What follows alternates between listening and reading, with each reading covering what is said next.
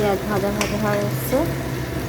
এবার আমি দেবো, এবার বন্ধুরা আমি এই টমেটো কেটে রেখেছিলাম দিয়ে দিলাম।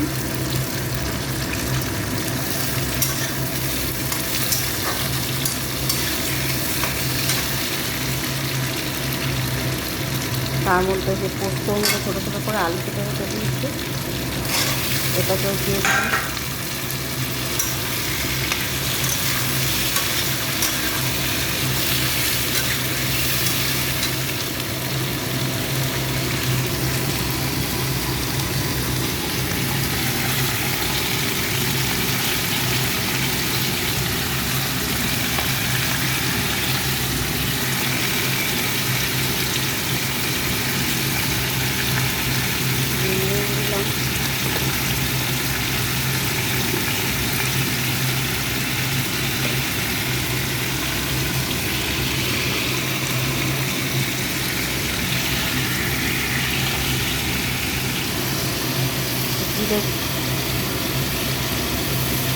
জিরে গুঁড়ো দিলাম,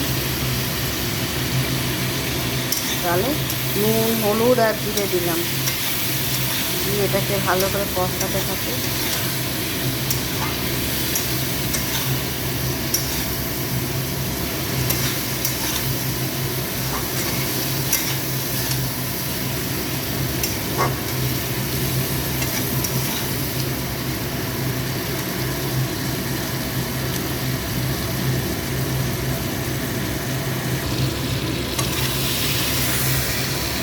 ভাজা ভাজা হয়ে গেল বন্ধুরা, তেল ছেড়ে দিয়েছে। এই যে আলু,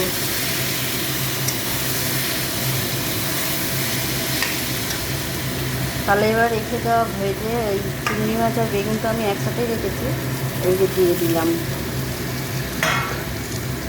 ভেজে রাখা বেগুন আর চিংড়ি মাছ দিয়ে দিলাম।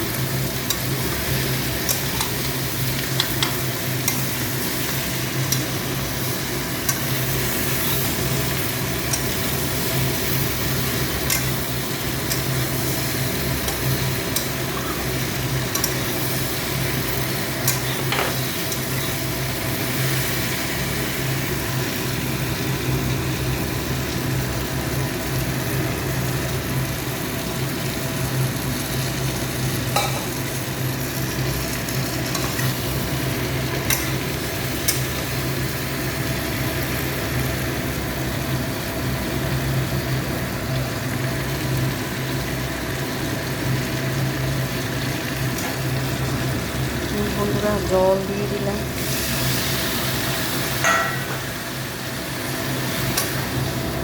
অল্প জল দিয়ে দিলাম, একটু মাখা মাখা হবে। এমনিতেই বেগুন তো তাড়াতাড়ি হয়ে যায়, সেই কারণে আমি অল্প জল দিয়ে দিলাম। এই যে দেখুন,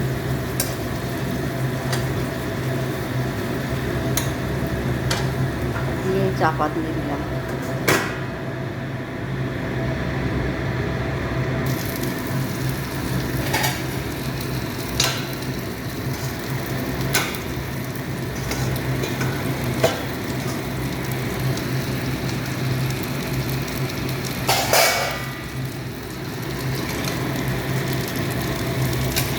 বন্ধুরা হয়ে গেছে, মানে দেখতেও সুন্দর লাগছে আর গন্ধটাও খুব সুন্দর বেরিয়েছে।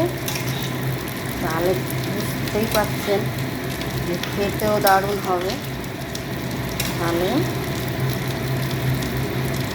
হয়ে গেল আমার বেগুন আলুর তরকারি।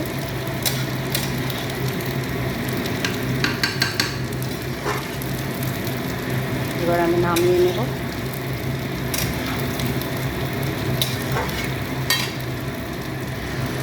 হয়ে গেছে, নামিয়ে নেব।